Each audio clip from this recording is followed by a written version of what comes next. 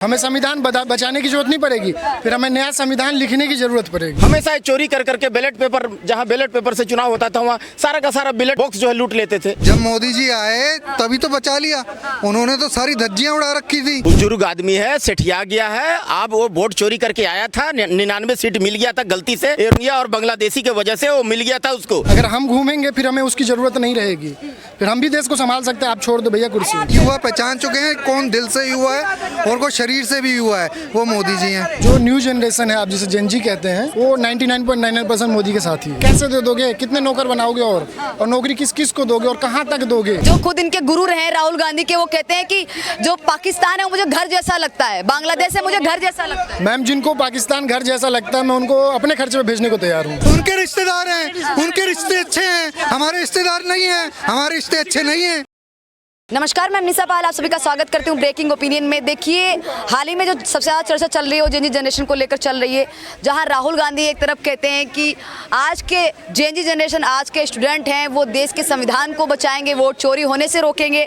तो हम इसी मुद्दे पे बात करेंगे। और कल ABVP का जो रिजल्ट आया उसमें भी 4 सीटों में से 3 सीटें हैं वो चली गई, और फिर उसके बाद में अब उधर से भी ये चीज़ें सामने आ रही है कि इसमें भी कुछ हो सकता है, धांधलेबाजी हुई हो। फिलहाल वो बात अलग है, लेकिन हम जेन जी जनरेशन को लेकर बात करते हैं, क्योंकि राहुल गांधी जेन जी से ये आशाएं लगाए बैठे थे कि हो सकता है जेन जी है वो नेपाल जैसा करे और जेन जी हमारा साथ दे और रोडों पे उतरे, लेकिन जेन जी है वो मानने को और सुनने को तैयार नहीं है राहुल गांधी की बात। शुभ नाम क्या हुआ सर आप? गोविंदा आचार्य। गोविंदा जी, कहाँ से आप? मैं यहीं से हूँ, दिल्ली से। दिल्ली से। क्या कहना चाहेंगे? राहुल गांधी लगातार वोट चोरी को लेकर इल्जाम लगा रहे हैं और कह रहे हैं कि वोट चोरी होने से जेन जी जनरेशन है वो रोकेगी, संविधान को जेन जी जनरेशन बचाएगी, लोकतंत्र को जेन जी जनरेशन बचाएगी। तो क्या कहना चाहेंगे, जेन जी जनरेशन बचा रही है या मोदी की तरफ जा रही है? देखिए मैम, जो न्यू जनरेशन है, आप जिसे जेन जी कहते हैं, वो 99.99% मोदी के साथ ही है। मोदी के साथ 100%, ये तो है।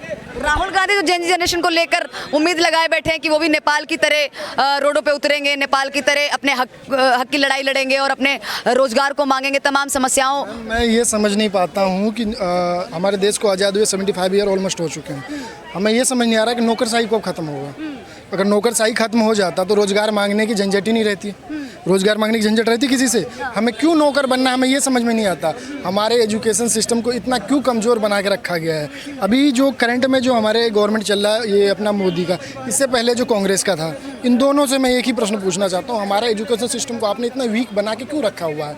हमारे एजुकेशन सिस्टम में फिनांस होना चाहिए, क्यों नहीं है? सवाल है कि खड़ा होता है जिस तरीके से आपने कहा कि क्यों नहीं है।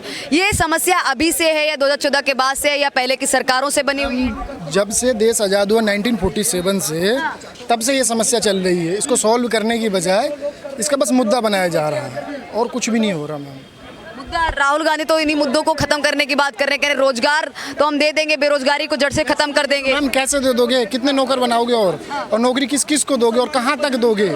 देश की पॉपुलेशन 1.5 करोड़ कितना हो रखा है? 140 करोड़ 140 करोड़ से ऊपर है। किस किस को नौकरी दोगे और कब तक दोगे और कहाँ तक दोगे मैम? अगर उनको आत्मनिर्भर तुम नहीं बनाओगे। करोड़ युवक हैं मैम, 80 करोड़ है। जब तक ये आत्मनिर्भर नहीं बनेगा लोग यहाँ के, तब तक मुझे नहीं लगता मैम इस देश का कुछ कल्याण हो पाएगा। लेकिन राहुल गांधी तो उम्मीद लगाए बैठे हैं वोट चोरी होने से जेन जी जनरेशन है वो रोक सकती है। अगर जेन जी जनरेशन वोट चोरी के मुद्दे को लेकर रोड पे उतर जाएगी तो अच्छा होगा। मैम, अगर हमारे पास इतना खाली टाइम तो है नहीं कि हम लोग सड़कों पे उनके लिए घूमते फिरेंगे, और उनके लिए हम क्यों घूमें? ये बात भी है ना। वो खुद क्यों नहीं घूम लेता, अपना काम खुद क्यों नहीं कर लेता? अगर हम घूमेंगे फिर हमें उसकी ज़रूरत नहीं रहेगी, फिर हम भी देश को संभाल सकते हैं। आप छोड़ दो भैया कुर्सी। आप जैसे युवाओं पे भरोसा जता रहे हैं, राहुल गांधी कह रहे हैं कि देश को बचाइए, संविधान को बचाइए, लोकतंत्र को बचाइए, रोडों पे उतर जाइए। मैम, अगर हम लोग सड़कों पे उतरेंगे और रोड पे उतरेंगे, हमें संविधान बचाने की जरूरत नहीं पड़ेगी, फिर हमें नया संविधान लिखने की जरूरत पड़ेगी। क्या बात कर रहे हैं? सही बात कर रहा हूँ मैं। तो इस संविधान में इतनी ज्यादा गड़बड़ी है क्या? कहाँ से तो बचा लिया संविधान, जब मोदी जी आए तभी तो बचा लिया, उन्होंने तो सारी धज्जियां उड़ा रखी थी। आप चाहे किसी प्रदेश में चले जाओ, चाहे दिल्ली में आ जाओ, कहीं भी हर जगह धज्जियां उड़ रही थी, संविधान की कहानी उड़ रही थी।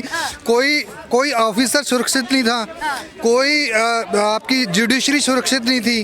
अब आप देखो, अभी कल ही मैं एक चैनल देख रहा था, उसमें ये भी पता लगा कि एक ऐसे व्यक्ति को आपने चीफ जस्टिस बनाया जिसके पास लॉ डिग्री नहीं थी, हैं, इतनी धज्जियां आप उड़ा रहे हो, तो इससे बड़ी धज्जियां तो कौन उड़ा सकता, कोई नहीं उड़ा सकता, वो गुरु हैं। भरोसा जता रहे राहुल गांधी, कह रहे युवा और स्टूडेंट है वो देश में वोट चोरी होने से रोकेंगे, देश के लोकतंत्र को बचाएंगे, तो ये भरोसा आप ही लोगों पे तो जता रहे राहुल गांधी। अरे भरोसा तो युवा ने जता लिया मोदी जी पे, जब तो बार बार रिपीट हो रहे हैं, और अब फिर देख लेना 2027 में फिर रिपीट होने वाले हैं। युवा जता चुके हैं, युवा पहचान चुके हैं कौन दिल से युवा है और कौन शरीर से भी युवा है, वो मोदी जी हैं। शरीर से भी और दिल से भी, दोनों। आप देखो, अरे भाई फिर मैं तो बूढ़ा हो गया हूं, अगर वो 55 साल का युवा। सुनो भैया, सुनो, युवा विचारों से होता है, आप शरीर से और उससे नहीं कर सकते। आप 45-50 साल के आदमी को युवा बता रहे, उनकी थिंकिंग भी युवा नहीं है, उनकी थिंकिंग भी युवा नहीं है, उनकी तो बिल्कुल, वो सारे थके हुए, गांधी की थिंकिंग भी युवा नहीं है। अरे सारे बिहार में सारे करप्ट, सारे ऐसे लोगों को जो बिहार के लोगों को गालियां देते हैं, उनको लेके तो वो घूम रहे हैं, वो देश को 2 टुकड़ों में करना चाहते हैं, ऐसे लोगों को वो हैं, डिवाइड एंड रूल, ऐसे लोगों को लेके घूम रहे हैं, तो वो कहाँ से नई सोच लाएंगे। सोच उनकी बहुत दकियानूसी है, बहुत पुरानी है, क्योंकि वो इतिहास चलता आ रहा है, देश का सबसे बड़ा घोटाला जीव घोटाला भी उनके ही पूर्वजों ने किया था, और वही चाह रहे हैं कि कब मुझे मौका मिले और कब मैं ये कर दूं, पर ऐसा मौका नहीं देगी जब जनता बहुत समझदार हो गई, पढ़ा लिखा हो गया युवा। एक और बात ऐड करना चाहूंगी, सैम पित्रोदा कहते हैं, जो खुद इनके गुरु रहे राहुल गांधी के, वो कहते हैं कि जो पाकिस्तान है वो मुझे घर जैसा लगता है, बांग्लादेश है मुझे घर जैसा लगता है। मैम, जिनको पाकिस्तान घर जैसा लगता है, मैं उनको अपने खर्चे पे भेजने को तैयार हूँ। अच्छा, मैं भेज दूंगा, मेरे पास इतना पैसा। रिश्ते अच्छे करो, पाकिस्तान से अच्छे करो, बांग्लादेश से हमें नहीं करना, हमें नहीं करना रिश्ते अच्छे, क्या कर लोगे। जिनको पाकिस्तान अच्छा लगता है ना, वो पाकिस्तान चले जाओ। तो रिश्तेदारों से अच्छे किए जाते हैं, उनके रिश्तेदार हैं, उनके रिश्ते अच्छे हैं, हमारे रिश्तेदार नहीं हैं, हमारे रिश्ते अच्छे नहीं हैं।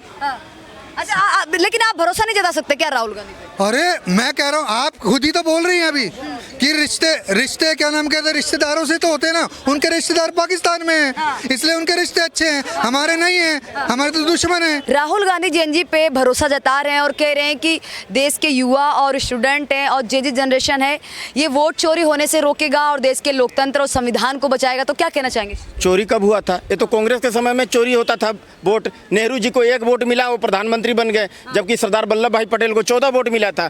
ये चोरी से ये बनते आए हैं, शुरू से चोरी करते आए हैं, डकैती करते आए हैं, सारा देश को लूट करके 70 साल में सत्यानाश कर दिए, एकदम कहानी खत्म कर दिए। आज मोदी की सरकार आई है तो हर इनका सारा चोरी का डिटेल सामने आ रहा है। हमेशा चोरी कर करके बैलेट पेपर, जहां बैलेट पेपर से चुनाव होता था वहां सारा का सारा बैलेट बॉक्स जो है लूट लेते थे। तो ये चोरी करते आए हैं ना, ये झूठ बोल रहे हैं, गुमराह कर रहे हैं देश को। अरे राहुल गांधी कहीं ना कहीं युवाओं के मन में, या फिर कहा जाए युवाओं को लेकर ये सोचते हैं कि जैसा नेपाल में हुआ है वैसा इस देश में भी हो, और इस देश का भी युवा है वो अपने हक की लड़ाई रोडों पे उतर के लड़े। क्या कहना चाहेंगे? कुछ नहीं, राहुल गांधी मेंटल है, उसको सीरियस नहीं लेते हम लोग।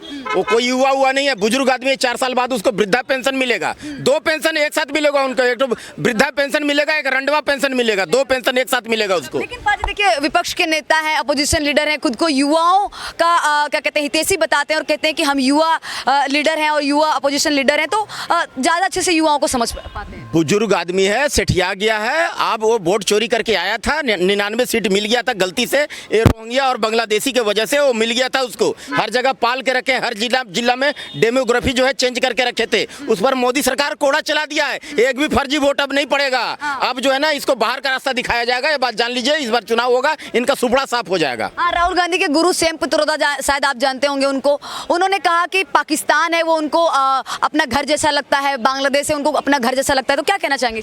पाकिस्तानी है वो सैम पित्रोदा जो है पाकिस्तानी, जो गोरिल्ला जैसा दिखता है ना, चिंपैंजी जैसा, वही ना।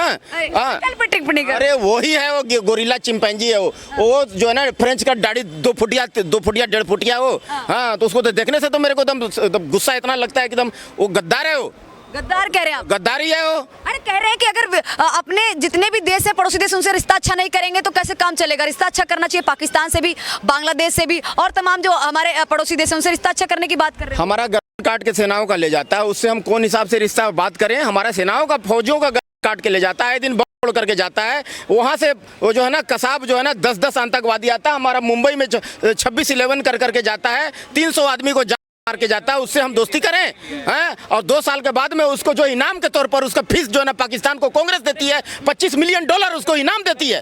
बताइए कि हाँ भाई तुम आतंकवादी घटना किया, दोबारा आतंकवादी घटना करवाना है और कांग्रेस फिर 25 मिलियन उसको अमेरिकी डॉलर अगर इनाम देता है तो कांग्रेस को लाओ, कांग्रेस को लाना होगा।